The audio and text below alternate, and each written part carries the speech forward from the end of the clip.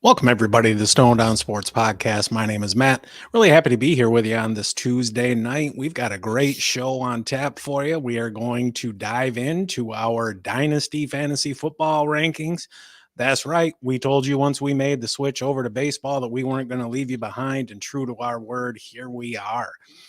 We're also going to get into a little bit of MLB news and notes. The Hall of Fame inductees for this year were announced a little bit earlier, so we'll cover that here in a little bit.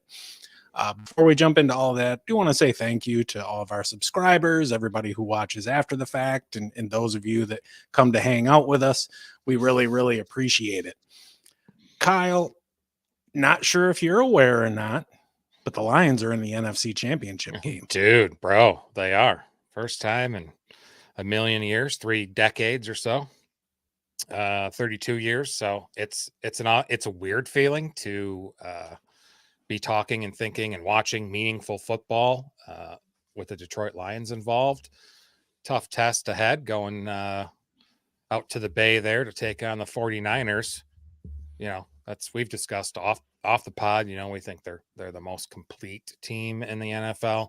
It's going to be a test. I think they're built to win this game. They can run the ball, and the 49ers are susceptible on the ground. I think they got a shot. What's the line? Still 7? Yeah, it was when I looked earlier. I haven't looked today, but I'll happily take the points. Sure, for sure. What's up, Dubo? How's it going, man?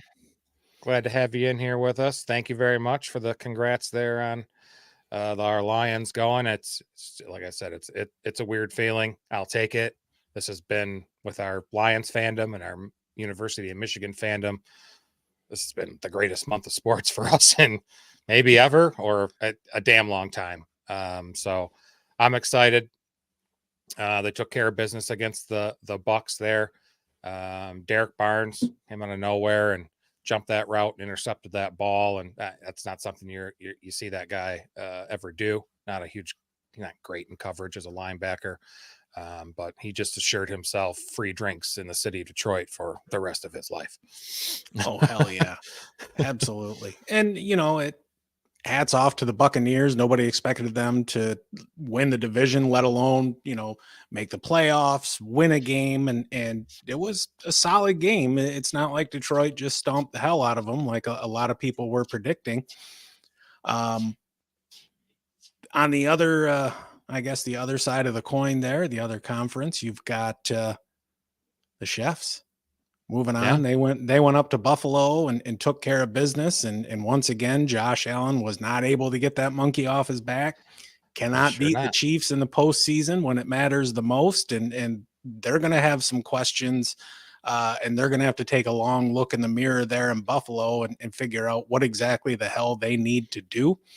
I get it. They had a bunch of defensive injuries, but the time for excuses is gone. Yeah, that they did have a bunch of injuries on the defensive side.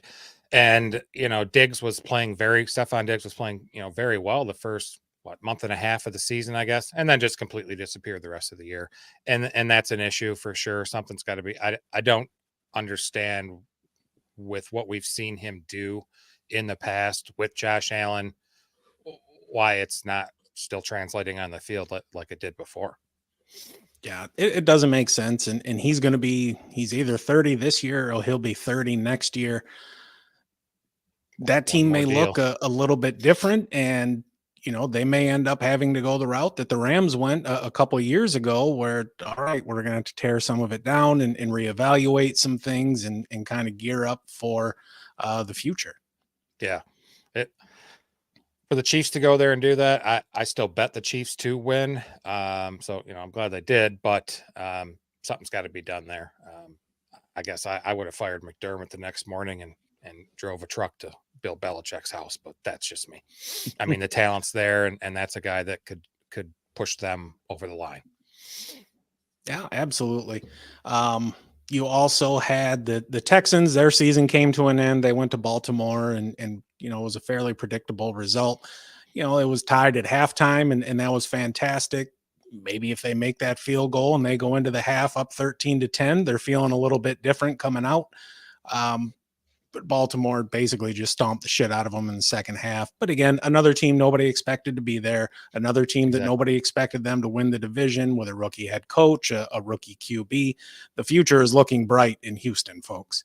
It definitely is. I mean, they have, Stroud's on contract, obviously. Nico's still there. Tank Dell, Tunsil. There's others next year. So they're looking good. Very young team that, didn't expect to play or win for the division, and they did, even if the weak AFC South. But hats off to the Texans. Fun team to watch. I really enjoyed watching them this year. I have Stroud on my keeper league, and so I kind of always follow the Texans. But it's fun to see him play, and I'm excited to see what they have in store for us in the future. Yeah. And then Green Bay, they made it a hell of a game out there against San Francisco there in the rain. San Francisco wasn't really looking their best, but I think, Green Bay didn't get the dub, but you can see, all right, there's something there going on with Jordan Love and those receivers. But I think my biggest takeaway from that game is I think they showed a blueprint on how to beat the 49ers without an elite defense like Baltimore has, like Cleveland has, like Detroit and Green Bay do not have. Yeah. Detroit's got a shot. They do. But Packers, youngest team in the league, looking good. Their future's just as bright as the Texans, I believe. They shore up the defense a little bit. Although the defense did play a lot better the last 4 or 5 weeks of the season in the playoffs there. But they got a good staff in there. LaFleur's not going anywhere. They seem to be coexisting just fine. And he's, passing for tons of touchdowns. Excited to see him too, even though it is the Packers. I don't want him to turn into some Hall of Fame quarterback, but it's way too early for that talk. But yeah, you're right. The Packers did show a way for the Lions to win. The Packers were able to move the ball and pretty decently. Their yardage didn't really reflect that. I think they only had they had 330 total yards. It's still not horrible. But we can score, man. The Lions can score, and I'm hoping we can take the Niners. I can't wait till 6:00 on Sunday. Piss on hope. That's for people without a plan. MCDC has a plan, and I hope it is feeding Jahmyr Gibbs. I think getting him close to 20 touches is going to be our best shot. Dubo says San Fran is super beatable. And yep, the Vikings did beat them in that stretch of time there that they weren't playing good football. They lost to Cleveland, Minnesota. Yeah, they lost 3 in a row. But excited again for playoffs. Gonna love it. Yeah. Heck yeah. Dynasty. I'm very excited to talk about football most of this podcast today. We've talked about some baseball. We want to mix in a little Dynasty football as well. We told you again that Dynasty. There is no offseason in Dynasty, right?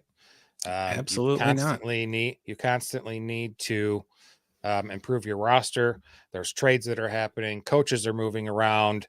You just don't know what's going to happen. So the best way to succeed in season is to do some things in the off season. And we want to help you with that tonight. Sway up in the house. Kyle, we 1 game away from my prediction. You dude, I didn't see these guys going this far.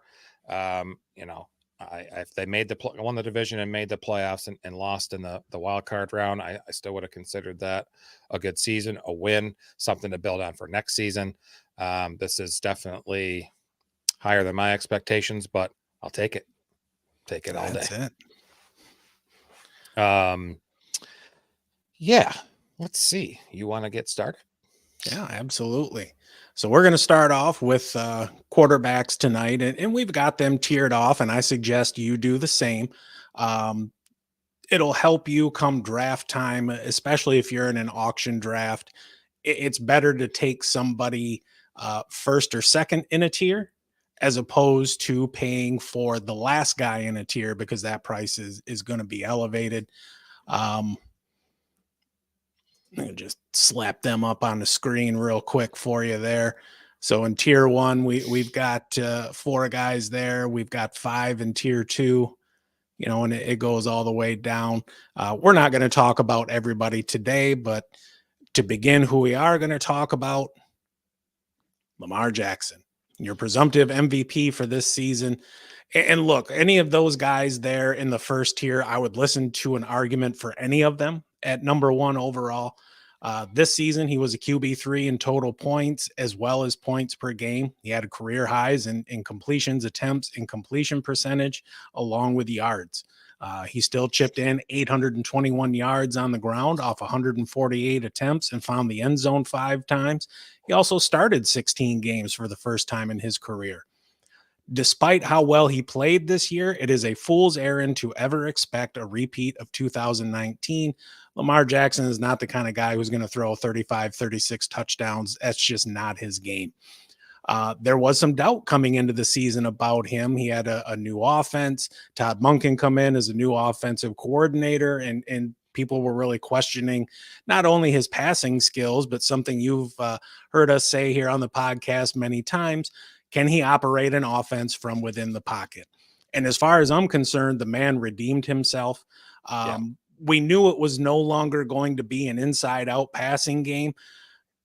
In 2019, 51% of his fields were 51% of his throws were to the middle of the field. This year it was just 38%, but he completed 72.8% of his throws in the middle of the field. That's awesome. It's fantastic, especially if you're a Mandrews owner. Isaiah Likely kind of came on towards the end of the year. This is a team that's going to look different next year. OBJ is a free agent, as well as Gus Edwards and J.K. Dobbins. They'll have Zay Flowers back, who had a really impressive rookie year. Rashad Bateman, if he could ever stay healthy, the talent is there. The draft pedigree is there. He just needs to keep his ass on the field. I think number 4 is about right for Lamar Jackson, and I think there's reason for optimism for him to be able to roughly replicate next year what he did this year. Yeah, I agree. And part of me would say he's the number 1 quarterback. We consorted on these rankings and did them together, and but there's a case to be made for that, given his just huge fantasy value as a runner. Just 821, 5 touchdowns on the ground. He also had a whopping 48 first down conversions on rushes. Guy's a beast. Like you said, he did redeem himself. I think Todd Monken, that really helped. That gave him some more freedom. If I recall, I mean, he wasn't even allowed to call audibles and things like that in the past with Greg Roman. Shit. Yeah, Greg Roman and things like that, which is just fucking stupid, right? I mean, I'm in the middle of a situation. It's changed since, the huddle broke, and what the hell? Come on. But yeah, I look for him to be doing big things. Hang on to him. Trade a lot for him. Well, don't trade a lot for him. But next week I have CJ Stroud, guy I was just talking about there with the Texans. Rookie this year out of Ohio State. Finished QB 11 on the year, averaged 18.7 fantasy points per game, had over 4,100 yards, 23 touchdowns, and the big thing, and it's just huge, glaring on the page, only 5 interceptions for a rookie. For a rookie to do that, I just find that completely outstanding. I mean, it's not like he was only throwing 20 times a game. Boy was slinging it all season, and he was doing it very well and very accurately. He also had some success on the ground, 167 rush yards, a handful of TDs, I think 3. And he did all that, and he missed 2 weeks, 15 and 16 with a concussion. I guess that might be the only thing fading CJ a little bit, is that durability. If there's some issues, if these concussions are going to be a thing in the future where he is easily susceptible to them, and has a longer recovery time than the average, that'd be the only knock on him that I can see. I think he's a clear-cut QB1 in Dynasty to build a team around. I mean, I don't know. Yeah, I see a lot of people either having him at 5 or 6. You're flip flopping him and Burrow. Personally, I prefer Stroud over Burrow. my one concern with him, well, I guess there's more than one. Number one, there are a lot of unknowns at running back. Devin Singletary is not a long-term answer. Damian Pierce is not a fit for the offense that Bobby Slowick runs. Pierce is more of just a straight north and south guy, and that doesn't necessarily work. My question is, how do things look if Bobby Slowick leaves? He's getting second interviews for head coaching jobs, which generally means, hey, you're in serious consideration for that. We've seen over the years, you look at Alex Smith, Baker Mayfield, the list goes on and on of rookie QBs come in and it's just a turnstile at offensive coordinator, and you're never able to maximize the talent, not only with the quarterback itself, but it also messes with the cohesion of the quarterback and the wide receivers, cohesion between the OC and the quarterback. And you look at just what kind of effect an OC quarterback relationship can have. You don't have to look any farther than Detroit with Ben Johnson and Jared Goff. Absolutely. Having an offensive coordinator that understands how to get the most out of their talent is paramount. He had 4,108 yards passing this year. Is the third most ever for a rookie quarterback, behind Andrew Luck, who had 4,374, and Justin Herbert, who had 4,336. Stroud did it with 96 fewer attempts than Justin Herbert and 128 fewer attempts than Andrew Luck. That is just absolutely amazing. There's a great young core of wide receivers there with Tank Dell and Nico Collins. And Nico Collins is somebody who's really stepped up this year, and it was a lot of fun to see. I believe so. I mean, Nico didn't really do much this first couple of years. Again, who's throwing you the ball there, but Houston was a mess. But I believe Stroud definitely elevated Nico Collins. I look for big things next year. Yeah. And now this is something I've been looking forward to, and it's a little bit of time to shit on Trevor Lawrence. He was a number 14. He was a QB 14 in total points at 258. He was tied for QB 18 in points per game. He was the QB 17 weeks 1 through 9. He was the QB 11 weeks 10 through 17. Was the QB 1 weeks 11 to 14. Yeah. And that's going to be the challenge there, to harness whatever the hell it was that happened that brought that production out of him. The talent is there. I don't think he's the generational type talent that we were sold as he was coming into the league. We're talking about a guy with 59 total turnovers in 3 seasons and only 58 passing touchdowns. He was top 10 in passing yards, just a hair over 4,000. He only had 4 games over 20 points. He had 4 games under 15 points this year. Yeah. That's a team with some needs. Their wide receivers are old. That offensive line needs a lot of work. They're bottom third in both run and pass blocking, according to PFF. He was outstanding on deep balls, passes traveling 20 or more yards down the field. And he got rid of the ball incredibly quickly this year, 2.2 seconds, which was second only behind Tua, who was at 2.1 seconds. Yeah. I mean, yeah, expectations were pretty high when he came into the league. His first year was a disaster. You got to give him a pass there with fuckhead Urban Meyer. But then took a huge jump last year, finished his QB 8. Everybody was expecting huge things from him, and he on and off dealt with injuries. Christian Kirk and Zay Jones missed significant time. His dynasty trade value has probably never been lower. I think the smart move is to hold on to him and see what does happen next year. Yeah. We got our boy Jared Goff, quarterback of the Detroit Lions. He'll be looking for contract extensions this offseason for sure. Sign that guy. He's 30. Finished QB 7 on the year, 17.8 fantasy points per game. He had 4,500 yards. That was second in the league behind Tua. Fourth in passing touchdowns with 30 and 12 interceptions. So pretty good ratio. Like I mentioned, final year of his contract. I think they're going to give it to him. And you put him in there. We have all these weapons: ARSB, Laporta, Jamison Williams, Jahmyr Gibbs, of course. That provides Goff can sustain all of those. He's going to be huge. If you need a bargain for a QB2 option in Dynasty, I would definitely consider acquiring Jared Goff. Yeah, absolutely. And he's a high floor, low ceiling guy. He's not going to go out there and score 30, 40 points in a week. Doesn't have to. But he doesn't have to. He's going to be right around his average, 17, 18, 20 points, something like that. He gave you 5 games over 20 points. He had 7 under 15, but he didn't really have any stinkers. You brought up the elite talent they have at the skill positions. One thing you neglected to mention, and I think this is the most important thing, the offensive line. Yeah. They've got 2 all-pros on the offensive line.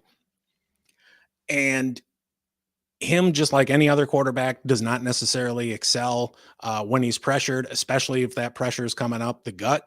But you've got second-team All-Pro Frank Ragnow there at center, helping to protect him. You've got Penei Sewell at right tackle, who is just a damn monster. Taylor Decker is pretty damn good in his own right. He's not necessarily an All-Pro. He's maybe that next tier below, watching his blind side. Look, the dude was top 5 in passing yards, in touchdowns, and in passing yards per game. And he was essentially all but written off when he got traded over here to Detroit. Yeah. We've got him in. He was a fucking bridge option, for us rebuilding, and it totally turned into something great. Sure. Sorry. Oh, you're good. He's in tier 4 for us, the number 17 quarterback overall. And that's just because of him being a high floor, low ceiling guy. He's not going to throw for 5,000 yards. He's probably not going to throw for 40 touchdowns simply because of how talented that line in the backfield are, especially in super flex leagues. If you've got a more high risk, high reward kind of guy, if you've got Anthony Richardson or something like that, give me Jared Goff as that second quarterback who's going to give me that safe floor week to week. Sure. All right. Next up. His opponent last week. Their opponent last week, Baker Mayfield. QB9 overall. Somehow, I don't understand how in the hell he did it, but good for him. He was a QB 17 in points per game at 17.4, right there in that Jared Goff kind of range. Had 4 games over 20 points, 5 under 15. Set career highs in attempts, in completion percentage, passing yards, and touchdowns. He had 28 touchdowns, only 10 picks. He went there on a 1-year deal, and that man is going to get paid in the offseason. From what I'm seeing and hearing, he wants to be back in Tampa. They want him back, but there's going to be some question marks there. What the hell is Mike Evans going to do? Are they going to fix the offensive line? On the surface, you look at Rachaad White and think, damn, what a good running back. What a good piece there. He's volume. That's all it is. I got to believe they're going to bring in some competition, some help for him.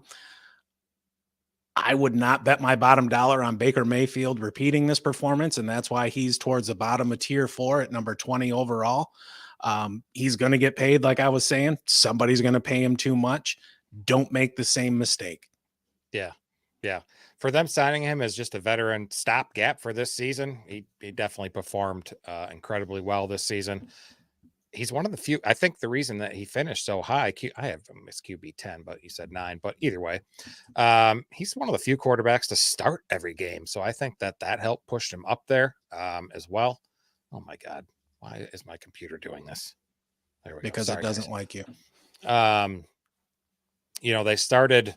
didn't start very well, but they won 5 wins out of the last 6 regular season games after 4-7 start, clinched the South. He's definitely I think he'll definitely return to Tampa Bay. He's a stronghold in dynasty leagues at the moment. And I'll even say he's a likely target for those without a truly elite option this offseason, depending on what happens. So, and the rest of the makeup of the roster. But right now I like him. Who we got in the chat? Captain Spock, what's up? Thanks for joining. Captain? I see Supersonic Loudboy Enterprises is also in the chat. Sway's already been talking. Go Lions. Hell yeah. Hell yes. We're on a high. We're on to San Francisco. I'm loving every freaking second of it. So, yeah. I love it. Love it. Gotcha. That's why. Why didn't you do the whole season? Why would you just do weeks 1 through 17? Because That's not the whole season. Yeah, no shit. But Yeah. the vast majority of leagues do not play week 18. And why in the hell would you discuss private chat shit on here that is not relevant? Nobody even knows what you're talking about. You have fucked up and derailed.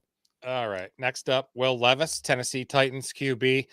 He's in our tier 5. We have him 23rd overall. He finished his QB 33 last season, only averaged 11.8 fantasy points per game. He played in 9 games. His completion percentage was gross as fuck at 58.4. Y'all remember when he threw those 4 touchdowns in that game against Atlanta? He only threw 4 more the rest of the season, 8 more games after that. So he pretty much did not look good, except for the Miami game. He did throw for over 300 yards, got an upset there against the Dolphins. So I will see that. Yesterday it was announced or reported that Bengals OC Brian Callahan was going to be the next head coach in Tennessee. So it's going to be interesting to see what happens this offseason with that. He's very raw. He has a lot of room to grow. But he's got some positives. He's got great size. He's a good athlete. He is mobile enough. He can run. When he was in college, definitely his first year, he had 9 touchdowns on the ground and ran for over 300 yards. So he can do it. But if you need a quarterback, I think there's so many other worthwhile options. He's definitely not someone I'm looking to draft in Dynasty. No, absolutely not. Maybe in a dynasty startup, if I can draft him and stash him on the bench or something like that. Yeah. That's a team that is headed for a rebuild. Really, the only pieces that I have any interest in on that entire offense going into next year is Tajay Spears and maybe Treylon Burks. He's got all the damn talent in the world. He just can't stay on the field. The team context around him is so damn bad. And right now he's just not at a point in his career where he can help elevate the play of everyone around him. Right. You know, he had DeAndre Hopkins there and Hopkins just got peppered with targets. I think he was like 2nd or 3rd in the league in targets because there was nobody else consistent there. They got Chiggy Okonkwo, who he's made some strides at tight end. And if he can make that next step, maybe he'll be a reliable piece for Will Levis. But right now, he's not really somebody I'm high on. Talking about Callahan, though, there is some hope for optimism there. He was able to coax Derek Carr to a pretty damn good season back in the day.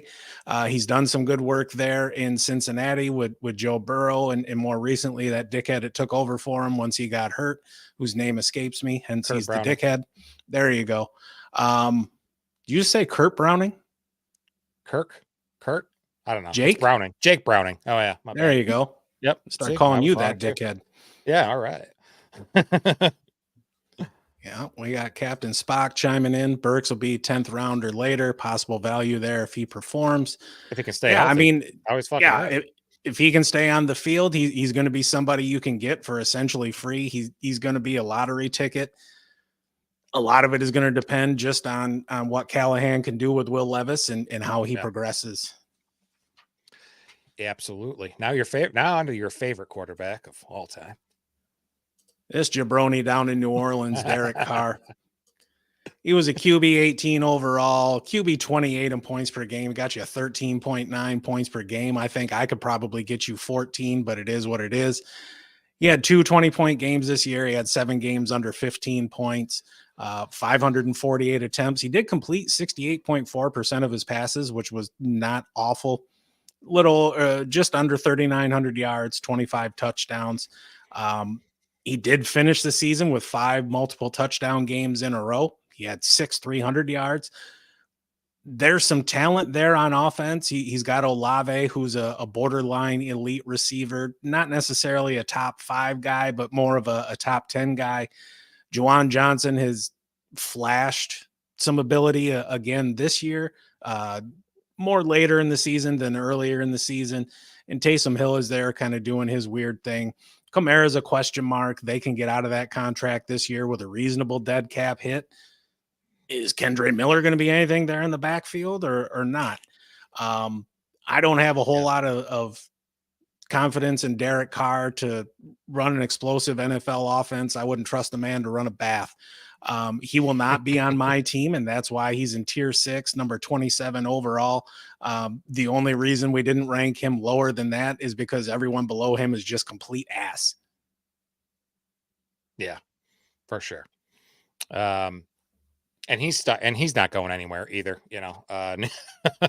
He's got a $35 million cap hit next year. Cutting him is almost a $53 million cap hit. And I think they're projected millions and millions and millions of dollars over the cap, like 70 million already over the cap for next season. So he ain't going anywhere. And he's shown us across 10 season that he's limited real life player and fantasy contributor. Not so great. And Olave and A.T. Perry are really the only receivers coming back.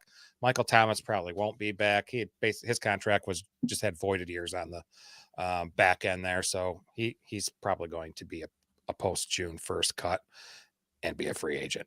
And on top of that, the Saints fired their OC Pete Carmichael last week. And so now he'll have to learn a new fucking offense. So I do not like Derek Carr either. No. So, okay. We're going to switch gears a little bit here, guys, and we're going to slam some MLB news and notes up in here. Man, what a great graphic. It's beautiful. I love it. So, Hall of Fame got announced tonight at 6 p.m. Eastern. Who made it? Yeah, so first off, we had Twins catcher Joe Mauer, Dubo. I'm sure you're happy about that. Absolutely. He was the catcher of, I don't know, our youth or whatever you want to call it. He had a career 306, 388, 439 triple slash, hit just under 150 home runs, just a little over 900 stakes, 3-time batting champ. When he did it in 2006, he was the first catcher in several decades to win a batting championship. He was a 2009 MVP, 6-time All-Star, 3-time Gold Glove, 5-time Silver Slugger. He only struck out 100 times in a season once. He's a hell of a player. That's amazing. And he batted over 300 in his 15-year career. Over 2,100 hits. Not a lot of power on 143 home runs, but I know Minnesota, that area, they really loved him. He was definitely a hometown favorite. For sure. Mauer. And Carr's metrics has dropped 2 years in a row. They've been dropping forever. Not in the top 30 for 2 years straight. Long ball efficiency numbers. Even when he had Devontae, it was all volume. Yeah, I agree. Sure. And the sad thing is they've got Olave there, and I know we're backtracking, but whatever. It's our show. We can do what we want. It's true. You've got Olave there, and you got Rashid Shaheed, who has shown some real aptitude to get down the field and be an explosive playmaker, and Carr just can't get him the damn ball. He can't. And then, Adrian Beltre was the top vote getter, got in with 95.1% of the vote. Hell of a third baseman, as well. Accumulated the third highest WAR ever among third basemen in his 21-year career. It's amazing that he played that long. He's among just 4 players in history, regardless of position, to reach 400 homers and 3,000 hits while also accumulating 5 Gold Gloves. Guy was a beast. Hell yeah, he was. He won 2 platinum gloves, which for the uninitiated, that is, you are deemed the best defender regardless of position in your league. Heck yeah. He was amazing. And then we got the last one. Yeah. Todd Helton spent his entire career in Colorado, and that was the ding on him forever because, I don't know, writers are full of themselves and they're incredibly self-important.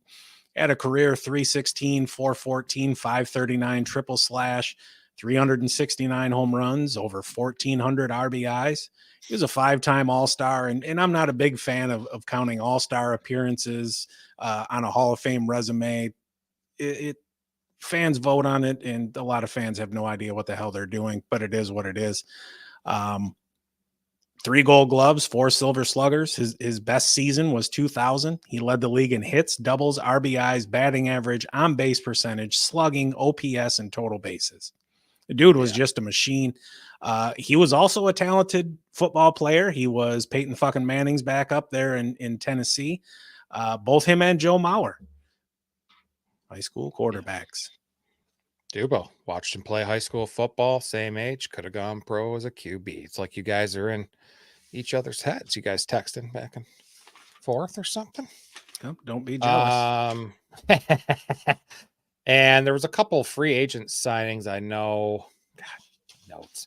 Aroldis Chapman signed with a 1-year deal with the Pirates. 1 year, $10.5 million contract. They need some veteran help there. Pirates are projected to be one of the youngest teams in the league, so I think that'll help them. But I think his best days are gone. He was kind of garbage with Texas last year. Didn't pitch that well. Now, and he's winding down his career. I doubt there are going to be many save opportunities there in Pittsburgh. He's just looking to chill and draw a check. The Dodgers signed James Paxton. It was a 1-year deal. They're going to have a 6-man rotation there, so that means 2 start weeks will be rare, if ever, for all of their pitchers. He's a solid source of strikeouts, struck out over 26% of batters faced last season. He had Tommy John in 2021, and he's somebody who's been on the injured list 12 times in his career, so you're not really going to count on him for a boatload of innings. He made 29 starts in a season 1 time. But if you can get 17 to 20 good starts out of him, I think you're going to be happy with it, especially where you're going to be able to get him. He'll be dirt cheap. Yeah. Right-handed pitcher Robert Stevenson signed a deal with the Angels on a 3-year, $33 million contract. He was probably the last best reliever left on the market. Had a rough first half last year, but boy, did he rebound well in the second half. It's amazing how he dropped his, like, the opposing batter's batting average. He was 204 in the first half. That dropped to 114. On base percentage was 291. He got that dropped to 145. Didn't give up a lot of home runs either. Just had a fantastic second half. Yeah. And we've got just one more note on a signing, and we'll get into our dynasty wide receiver chat here. Washington Nationals signed Joey Gallo. He's going to split his time between outfield, first base, and DH. This is a dude that strikes out a lot. He is the walking embodiment of the 3 true outcomes. He's either going to strike out, the man will draw a walk, or he's going to hit a bomb. Last year, he hit 177, which was just ass-tastic. He does walk, like I was saying, though, 14.5% of the time. He's got that light tower power. And just a ridiculous hard hit rate, 52.9%, and that's batted balls with an exit velocity of 95 miles an hour or more. So when he connects on it, he is smoking that shit. He'll be a cheap source of power. He's going to split time at first base with Joey Meneses, but he's not an awful defender in the outfield, so he should get relatively consistent at-bats as long as his batting average, I guess, doesn't continue to drop even further. So we'll see. Cap Spock, Ricky Henderson, all-time steal leader. Yep, 401 OBP, 3,055 hits, 297 home runs, most leadoff home runs all time. I grew up watching him. So did I. So did Matt. Hell yeah. Ricky Henderson. Yeah. And he's one of the few people in the world, I guess, that can get away with referring to himself in the third person. He does that pretty consistently. He is an absolute character and just a lot of fun to watch. In a way, he and Ronald Acuna are very similar players where you've got, pretty damn good power output, but just they wreak absolute havoc on the base pass. Ain't nobody touching his stolen base record ever. Just the game has changed too much and he was just too damn good at it. But he was an absolute blast. Yeah. All right. News and notes is done. Let's get on to the fun stuff, huh? Hell yeah. Let's talk some wide receivers. Hell yeah. So dynasty rankings, tiers for wide receivers. We got the tier here. Guys, these are also on the website, stonedonsportspodcast.com. If you guys can't see it well on here or need to refer to it later, we got it in there and we'll be updating it as we need to. First one we got, best wide receiver in the league this year. Cowboys wide receiver, CeeDee Lamb. made a huge leap and jump today or this season. It helped that Dak also had a great year as well. Guy scored 40 fantasy points in 2 games, and he was a half point away from hitting 40 in week 10. He could have had 3 40-point games. Listen, defenses knew that he was the number one option. It really didn't fucking matter. His catch rate was up 6%, yards per catch up 2.4%, yards per catch after reception up 13%. His TD rate was up 13.8%. The guy doesn't turn 25 until April. He's versatile. He can line up anywhere on the outside, the slot. He even took some rushes out of the backfield this season, later in the season. He's durable. He played all games this season. His QB play is consistent. Not in the playoffs because playoff Dak showed up, but he's the alpha there. He doesn't have any other teammates taking food off of his plate. He checks all the boxes. He's very much in the conversation for pick 101 in Startup Dynasty. Yeah, I agree. And if you think back to this season, after week 5, he was the wide receiver 16 in PPR. And then he just caught fire. He had 7 games over 20 points. He had 4 games under 15, and it was 4 of his first 5 games this season. He's got a fantastic, like you were saying, fantastic argument to be our overall wide receiver 1. When you get, you're comparing him, Justin Jefferson, Jamar Chase, you're really splitting hairs. And I know, Kyle, you and I went back and forth quite a bit as we were looking at this top 4. The best thing about him that you mentioned is he has no competition there. They got Jake Ferguson, which is fine, but they operate in completely different parts of the field. Jake Ferguson's targets don't eat into CeeDee Lamb's and vice versa. And really his rise this season coincided with the rise of Dak. Dak started to play better, and he just said, screw it, I'm going to feed CeeDee and find out what happens. And what happened was an absolutely dominating performance over the last 3 quarters of the season. I didn't have him. I had Tyreek Hill, and he actually overtook Tyreek Hill for wide receiver 1 overall, which when you look at the start that Tyreek had, I thought there was no way in hell, but he just kept going on and on and on and on. 20 points, 30 points, 40 points. Eventually it's like, get the fuck out of here. Like, is this for real? All right. Next up, because this is how we roll, we got the Sun God, Amon-Ra St. Brown of the Detroit Lions. He is our last player in tier 1 at number 4. He finished as a wide receiver 3 overall, number 4 in points per game. He had 7 20-point games, only 3 under 15. He was 5th in the league in targets with 164. He was 9th in team target percentage at 28.6. He had 24 plays go for 20 or more yards, which was good for 8th in the league. He is the centerpiece of that passing game and an absolutely elite offense. He's somebody who you can anchor your wide receiver core around. He is one of the best wide receivers in the league. And we were talking earlier as we were kind of talking about the divisional matchups and just the talent that's there in Detroit. And even when we were talking about Goff, all those people are going to be there for a minute.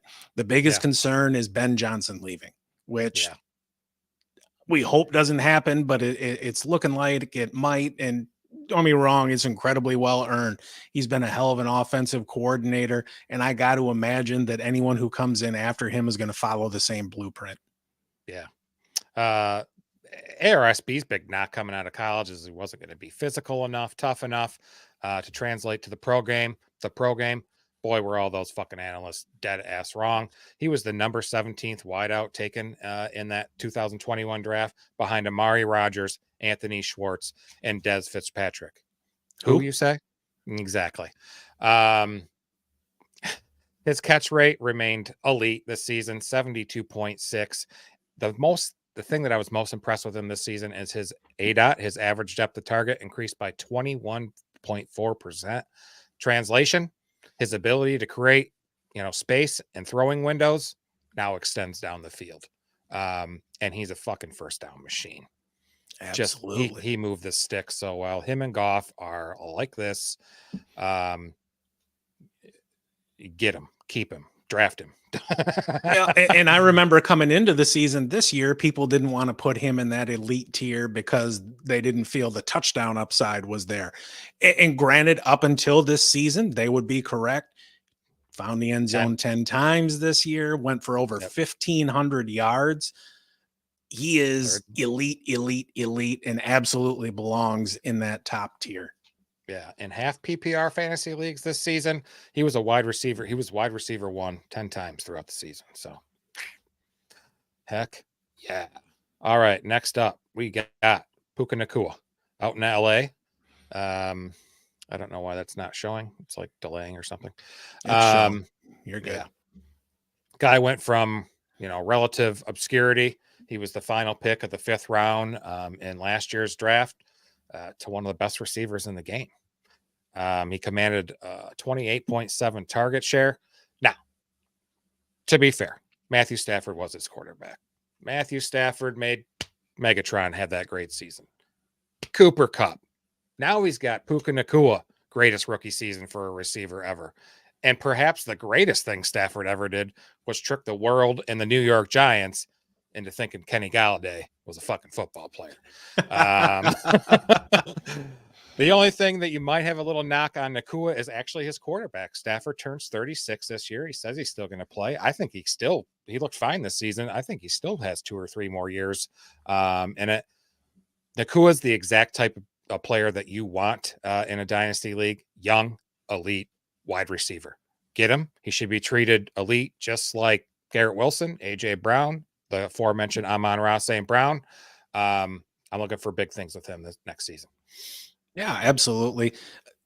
I guess the one thing I would like to see more of is you look at all those yards and all those receptions, but the touchdown number isn't really there.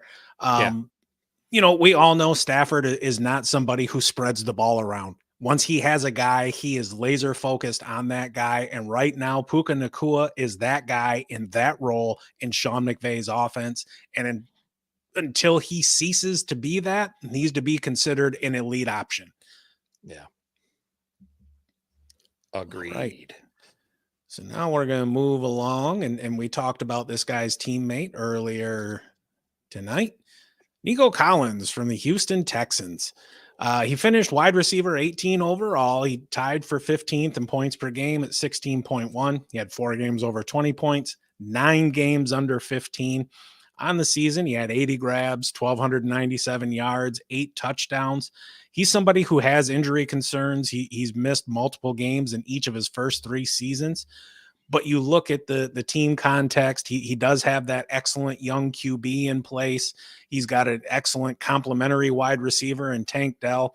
And if you hear somebody say Tank Dell is the wide receiver 1 on that team, from that point forward, you can disregard everything they say because Nico Collins is the wide receiver 1 on that team. Yeah. He had 500-yard games, only 2 drops this year, which is fantastic. And he had a 129.6 passer rating when targeted. Now, it helps that you have an all-time great rookie QB season happening on the front side of him being targeted. But at the same time, it's still up to him to get that separation. It's up to him to make the grab. It's up to him to do something when he's got the rock in his hands. And he did it, folks. Yeah. Yeah, we have him in our tier 3s, 13th overall. I think he's a very good, not great player, but he is being propped up by CJ Stroud. That helped. He's only 25. He's got plenty of years ahead of him, and in Dynasty, that is important. And Stroud's going to be there for the long haul. So he'll be covering the rest of Collins' career, I would imagine. And Stroud's nowhere near as good as he would be when he reaches his prime either. So big things ahead for Nico Collins, I think. Yeah, and I think there's some opportunity for increased touchdowns there as well. I wouldn't be shocked if he scored 10, 11, 12 TDs next year. There's a good chance he'd have got it this year had he not missed time. Yeah, it's all going to come down to just how many games he plays. Yep. Next up is Kansas City Chiefs wide receiver, Rashee Rice. We have him in tier 4, 18th overall, finished wide receiver 27, 13 points a game. 938 yards on 79 receptions and 7 touchdowns. He would have easily eclipsed 1,000 if they would have figured all this shit out earlier in the season, or a little sooner, I should say. I know the first half of the season or first third of the season is kind of rough, but he is clearly established there as the wide receiver one. I think he's going to make a nice second year leap. He was one of the best 10 rookies this season, I believe. I think you'll see a nice ADP bump this offseason as managers or as dynasty league owners, soak in just how good he was in the second half. Amongst all wide receiver rookies, he was tied for first in receiving grade at 85-1 with the aforementioned Puka Nacua. He was first overall amongst rookies in catch rate at 79%. Yards after the catch per reception at 8.3, and second in receiving yards at 938. If he continues to ascend, his long-term value has a high ceiling being attached to Mahomes. Absolutely. And there's some uncertainty, right? Because regardless of what happens this season, I think both you and I and everybody watching at home understands Kansas City is going to make some additions to that wide receiver core. Sky Moore, not a thing. MVS, he's got hands like Eric Ebron. If you don't know who he is, well, there's a damn good reason for that. Dude can't catch a cold. If they bring in somebody like T. Higgins, I think Rice is going to play second fiddle. If they bring in an elite talent like that. Yeah. If they bring in a complementary piece, I think he will excel. And I think a lot is going to hinge on whether or not Travis Kelce retires this year. Part of me wishes he would. That way we don't have to see and hear about Taylor Swift all the fucking time. We still will. But if you look at, and this is an overused cliche, but again, it's our show and I'll say whatever the hell I want. This was kind of a tale of two seasons, right? At the beginning of the year, they entrust each other and he was dropping every other pass that was thrown to him. From week 12 through week 17, he was the wide receiver 4. Yeah. I mean, it was just fantastic. Those last 6 games, he averaged 9 targets, 7 grabs for 86, as that trust between he and Mahomes and him being where he's supposed to be when he's supposed to be there. And then when the ball gets delivered, hey, are you actually going to catch this shit? Right. Once he showed that he will, man, the sky is the limit. Heck yeah.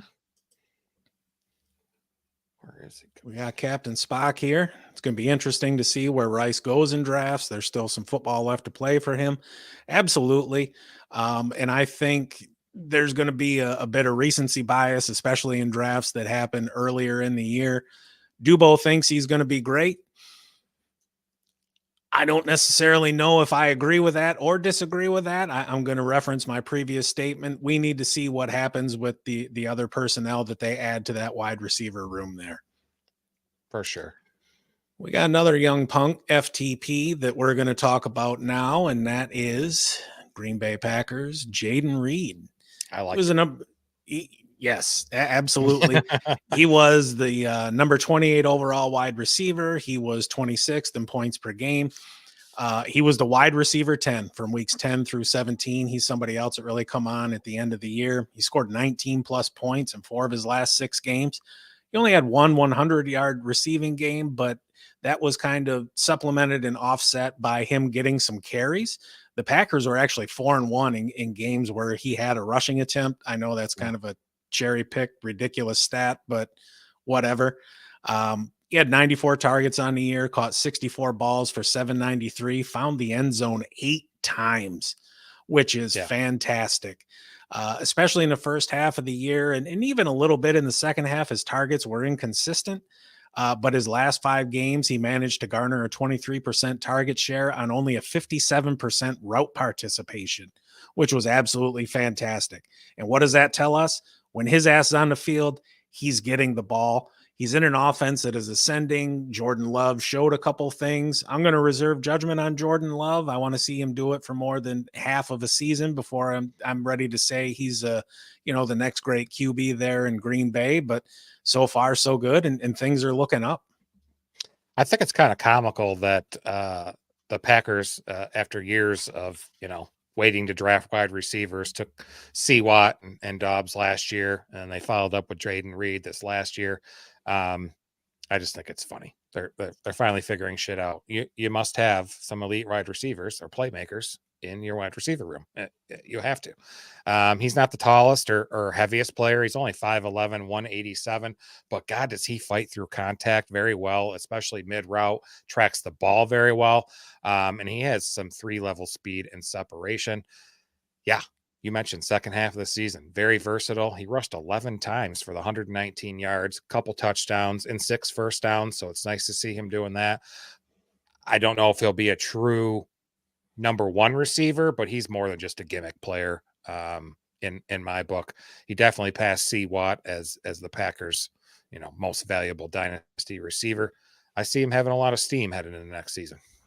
Yeah, absolutely. Right now, I think he's more of a great value Deebo Samuel, just with the rushing attempts and everything. And I wonder what kind of the upper limit on that is for him. Is he does fight through contact, but at the same time, he doesn't have the biggest frame to kind of sustain that beating over the long term. But yeah, he's a very interesting piece. I think as we get closer to draft time, there's going to be some helium with him. Just based on how he performed in the back half of the season. But who knows? Maybe it was a legit breakout. Yeah. Next up, we got George Pickens, wide receiver for the Steelers. Had 106 targets, 63 receptions, over 1,100 yards, only 5 touchdowns. He's in our tier 5. We got him 30th overall. Listen, he did improve his second year. First year, he had, I think, 800 yards receiving. He was over 1,100, but he is the epitome of all or nothing this season. He had 4 games with 20-plus fantasy points and 10 games in the single digits. Isn't that right, Matt? Yeah, it sure is. But from a pure talent perspective, he's definitely a type of guy you could bet on for cheap. It's the situation that's the fucking issue there, right? Meaning quarterback. It's unclear what's going to happen there. Rudolph, Kenny Pickett. The Steelers are always do well, so they never even have the opportunity to draft a high-end quarterback. But he's only 23 years old. It would be foolish of me or us to assume that he's going to be weighed down with shitty quarterback play for the next 7 to 9 years. I mean, eventually something's got to break, right? You would think so. When I was looking at his total numbers for the season, I saw 1,140 yards. Like, my immediate thought was like, how in the hell did that happen? In a couple of games. Yeah, pretty much. You said it. He is the definition of boomer bust. He went off in the playoffs and his ass did that on my bench. He led the NFL with 18.1 yards per reception, which was definitely buoyed by, 3 for 190 or whatever the hell he had at the end of the year. He really excelled, though, with Mason Rudolph at the controls because he showed that he was willing to push the ball down the field, right? Yeah. George Pickens is not a possession receiver. They have that in Deontay Johnson. He's somebody who can stretch the field, and it's not even that he blows by people. He is just fantastic with contested catches. Whoever they bring in at OC and whatever the hell they do at quarterback is really going to go a long way to determine what kind of fantasy asset he's going to be. But just given where you can get him in the relatively cheap price tag, he's somebody else who, all right, I don't want to say free, but you can get him for damn cheap. And he's, got a shit ton of upside there. Yeah. Ton of talent. All right, we are on to our last one here. Terry McLaurin of the Commies, tier 6, number 36 overall. Over his 5 years in the league, he's really been the embodiment of consistency. He had his 4th straight 1,000-yard season this year. He only had 4 touchdowns. It was his 3rd straight season playing 17 games. He's somebody with a safe floor, but a low ceiling. He was only the number 32 wide receiver overall. He was 39th in points per game. And part of it was because Sam Howell spread the ball around so damn much when he was in there. And then he'd have started just, all right, I'm going to throw picks for a minute now, and got his ass benched for Jacoby Brissett. He's gotten over the past 4 years, very consistent target share. He's been between 22 and 27% of team targets the last 4 years. He's getting up there in age a little bit, though, for somebody who only has 4 years in the league. He's going to be 29 next September. With receivers, they've got a longer shelf life, and especially somebody like him who's not that giant receiver. With the bigger receivers, once you start to see the lower body injuries, you know it's downhill for there. He's somebody who's an excellent route runner. He's got good hands. His ass wanted to stay in Washington. I don't know why he signed that extension to stay there. Maybe he's, comfortable. You're not drafting him expecting him to be a wide receiver too. I think if you pick him up, he's going to be a mid to low end wide receiver 3 with maybe low end wide receiver 2 upside, just depending on the week. But good luck guessing when that week is going to be. Yeah. And he just hit 4 consecutive 1,000-yard seasons with that 1,002 yards, just barely made it. I think the Commanders probably, he produced more than was he a 3rd round pick? I think he was a 3rd round pick. So I think he's produced more for his 3rd round value. He finished 2nd in the league in routes run last season. He was 18th in targets among wide receivers. Now for the bad. He's getting very inefficient. 1.62 fantasy points per target. He was wide receiver 64 and 0.33 fantasy points per route one. That put him at wide receiver 58. I don't like it. I mean, a mid-range wide receiver scoring finish is not what, we or fantasy managers had hoped for. The problem is he's on a bad team with underperforming QBs. The Commanders have had 29, 53, and 1 records since 2019. That's the 4th worst record in the league over that time frame.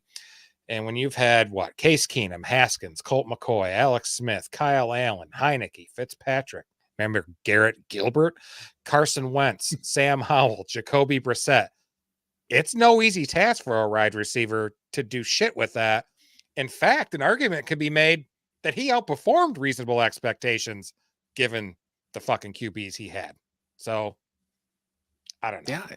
He's going to have a new one next year. I got to imagine. The way, for sure. Yep. Either Drake May or Jaden Daniels is going to be putting on that commies uniform next season. Yep. With elevated QB play, maybe he ends up as a high-end wide receiver 3, something like that. But I'm not drafting him with those expectations. And especially in Dynasty, he's getting up there. You're going to be able to get him for cheap, especially in Dynasty startups. So, he's a decent fantasy asset. We'll see, depending on the quarterback play. Yes. Yeah. Heck yeah. All right. Oh, shit. Again, those tiers and rankings are on the website, stoneonsportspodcast.com. Check her out in case you need to refer to it. If you got any questions, as usual, hit us up in the comments. Hit us up on the socials. We're here for you guys all the time. We got full-time jobs, but, we got freedom too. So we can I've answered plenty of questions so far from a couple of you guys just at work. I'm like, I'll just do this. But always glad. Thanks for you guys joining tonight. Spock, Dubo, Sway, Supersonic. Did I miss anybody? I don't know. I don't think so. But if I did miss anybody, I feel bad. But Thursday show, we're going, you notice we did QBs and wide receivers. Thursdays, we'll do dynasty tiers and rankings for running backs and tight ends. As well, we'll preview or talk a little bit about the conference championship games going on this weekend, dive into that a little bit. Probably more I'm not sure what else, maybe some surprises for you guys. We'll see. I don't got anything else. I think that's our show for tonight. Again, thanks for joining us. We'll see you guys Thursday night at 7. Have a great night. Oh, no shit. No, I don't even get to say anything. Well, have a good night, everybody. Appreciate you stopping by. Just hit the button. Whatever.